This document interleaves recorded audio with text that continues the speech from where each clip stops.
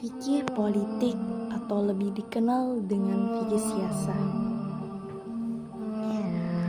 Fikih adalah suatu bidang ilmu dalam syariat Islam yang sebenarnya membahas persoalan hukum yang mengatur berbagai aspek kehidupan manusia, baik kehidupan pribadi, bermasyarakat maupun kehidupan manusia dengan Tuhannya sendiri. Siasah itu sendiri secara umum intinya membahas persoalan terkait dengan tata kelola pemerintahan atau negara. Jadi, fikih siasah yaitu serangkaian ilmu yang membahas hukum-hukum yang mengatur mengenai pemerintahan atau ketatanegaraan Islam. Baik itu dari konsep ideologinya, sistemnya, maupun tata kelolanya. Lalu, perbedaan fikih siasah, siasah syariah, dan hukum Islam. Hukum Islam merupakan aturan-aturan yang telah ditentukan, dibuat oleh hakim, dalam hal ini yaitu Allah dan Rasul-Nya, yang tertuang dalam Al-Quran dan hadis. Hukum Islam ini sifatnya umum dalam semua aspek, baik itu aspek tauhid ubudiyah maupun muamalah.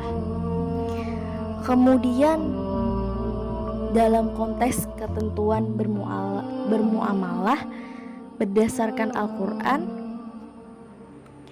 hadis dan sunnah tersebut di atas ditarik beberapa doktrin atau ketentuan terkait dengan siasah.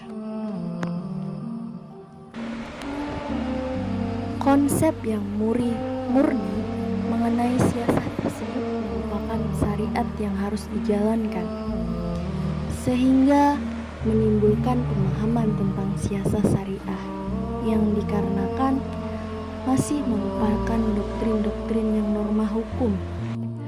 Maka kemudian dikajilah secara mendalam, lalu hasil pemahamannya diolah sehingga menjadi serangkaian produk hukum, yakni fikih, yang membahas tentang pengaturan mengenai konsep siasah tersebut. Itulah bentuk fikih siasah.